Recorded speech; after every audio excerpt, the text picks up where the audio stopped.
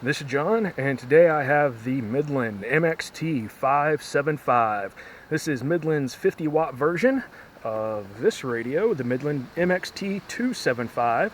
This is part of Midland's line of GMRS micromobile radios, and today we're going to open the box and see what you get.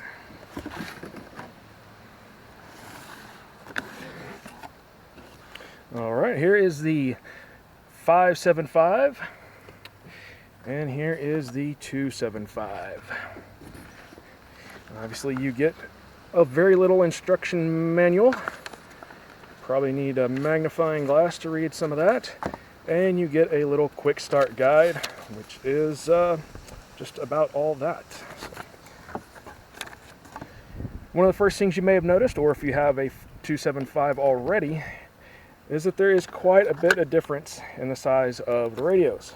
Obviously, being a 50-watt radio, needs to be a little more room for that. But the main difference is the heat sink.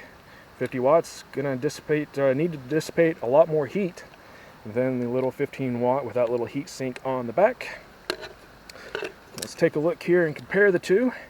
You will notice that the 575 does have a additional port there, that gold one right there, and that is for an intercom system.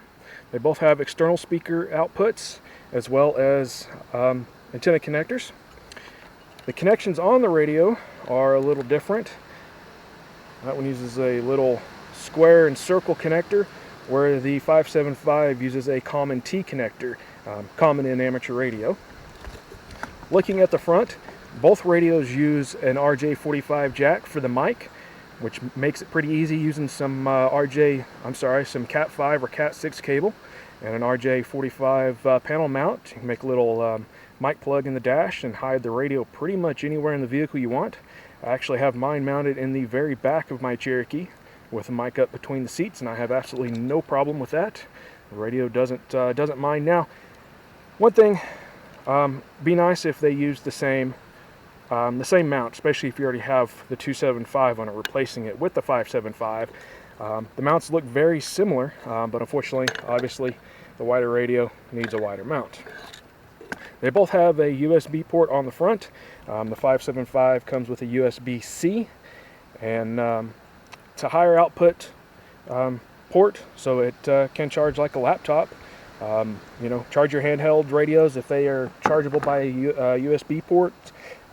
Phone, all that good stuff. All right, microphone.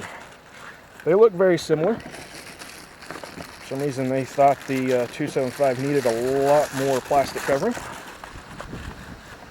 All right, buttons on top are the same. Faces look pretty much the same. The buttons on the 575 don't stand out quite as much.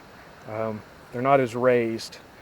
PTT buttons look the same. The 575 actually feels a little more rubbery than the 275. It's more plastic feeling, even though they look virtually the same. One thing to note is that the mic position on the handheld mic here changed.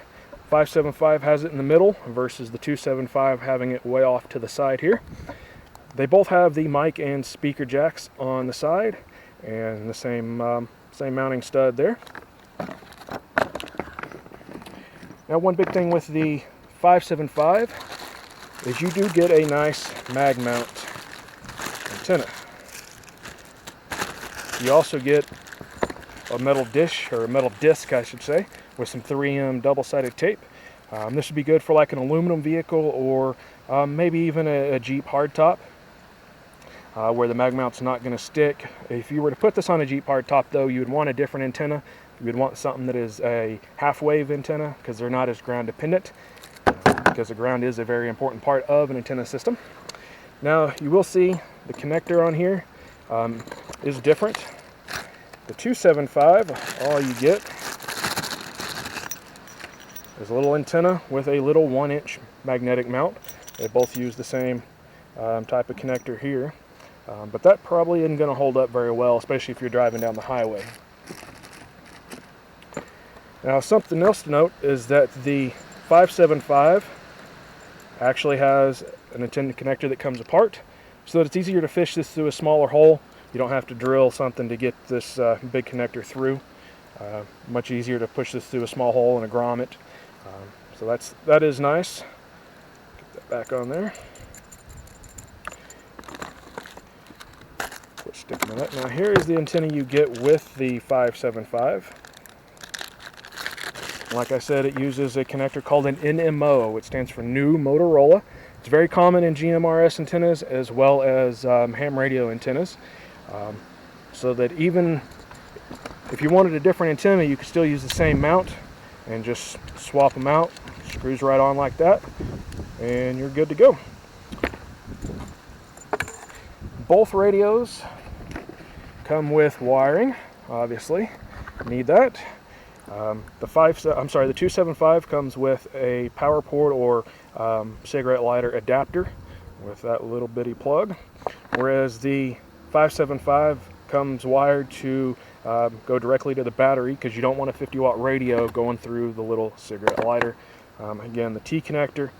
275, this is an older version, so the newer versions that are on the market now may be a little different. This one came with a glass fuse, whereas the 575 comes with the micro or the mini spade fuses.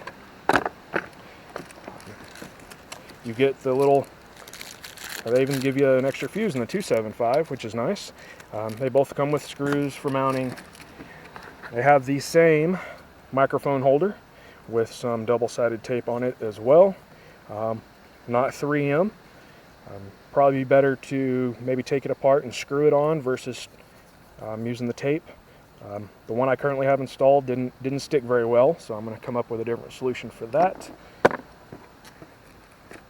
And of course, you get a Midland sticker with each radio. Alright, I think that's it for today. I'm going to probably do another video when I get the 575 on the air and do a little comparison between the two, see if one sounds better than the other, see if one maybe gets a little more distance than the other. So stay tuned for that.